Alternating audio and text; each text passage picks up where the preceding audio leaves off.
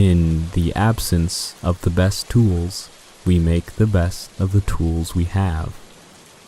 If parents believe that children are fundamentally irrational and need to be controlled through yelling or hitting, and that failing to control them in this way actually harms their children, then as surely as a period follows a sentence, parents will end up yelling at and hitting their children.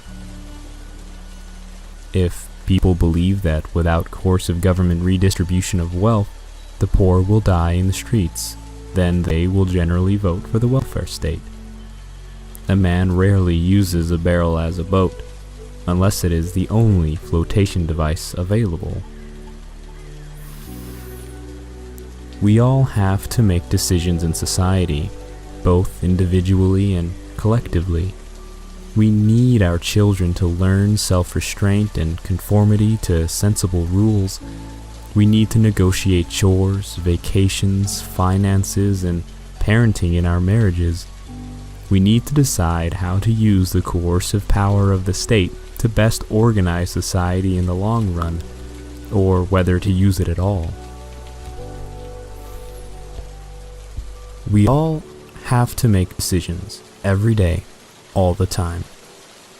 Even if we are stripped of the argument, stripped of reason and evidence, told that everything is subjective and there's no such thing as truth, these lies do not stop our mindless need to make decisions.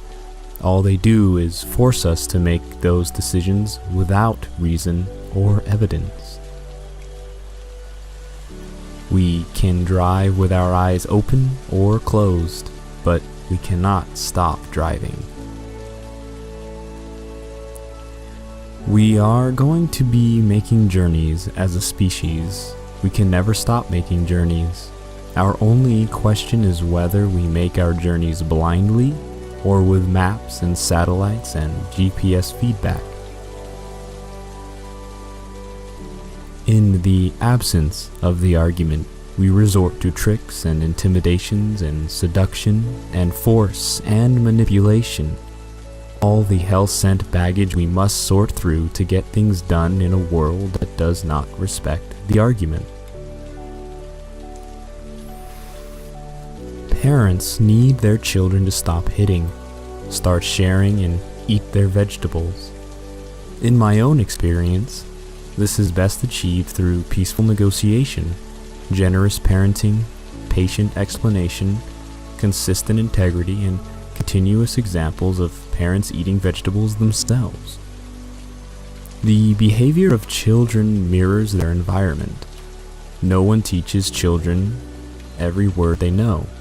For the most part, they pick up language through immersion and exposure.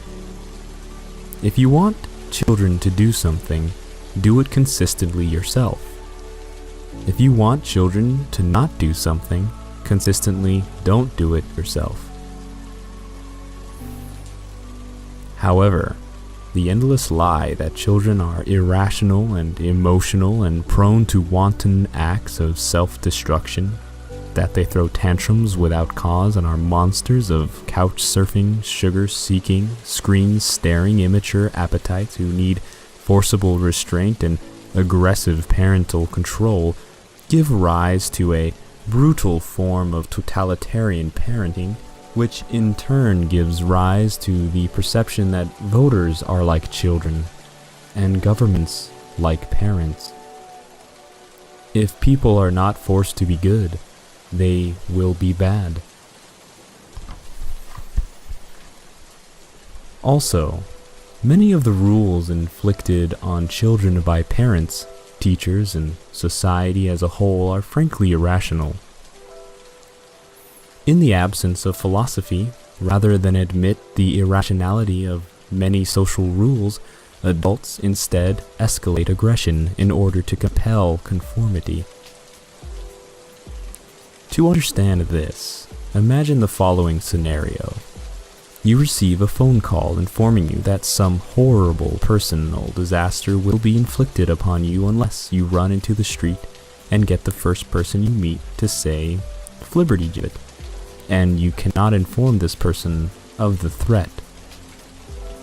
Let's say you have a good reason to believe the threat real and grab the first person you meet, demanding to speak these nonsense syllables.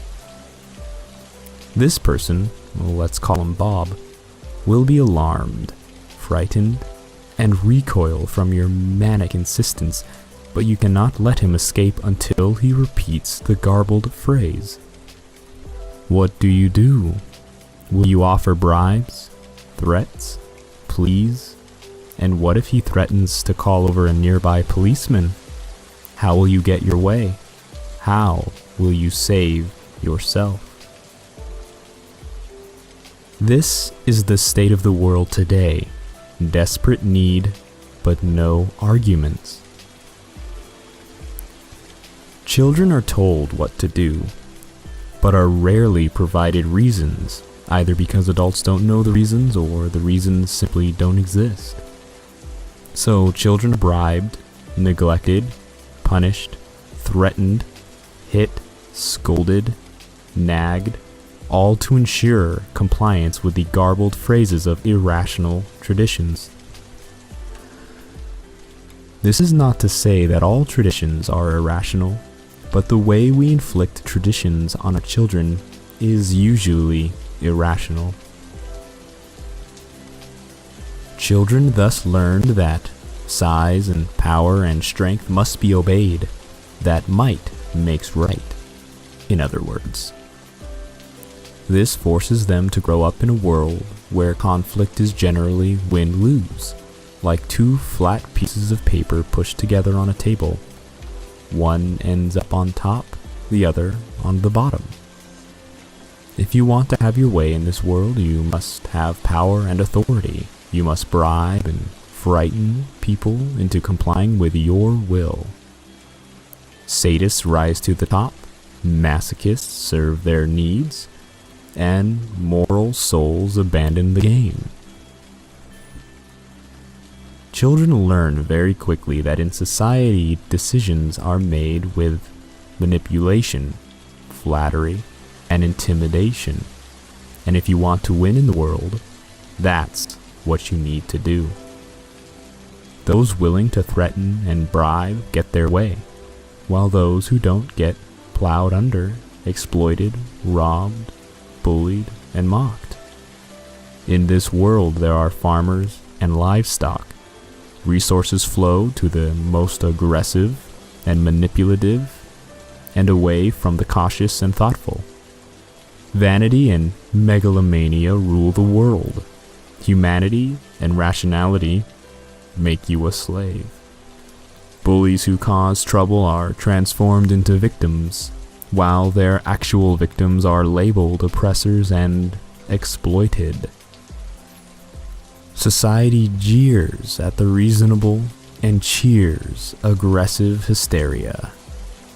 The rational mob charges from victim to victim, hoisting thinking heads on spikes as a clear warning to anyone who might even think of trying to put two cogent thoughts together. Many raised in such a world are sophists out of desperation, by default almost, and many, given the choice, would do almost anything to escape the soul-corroding, acidic fogs of false and manipulative pseudo-arguments.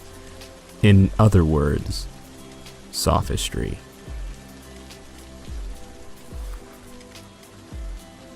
Good night. Sleep tight.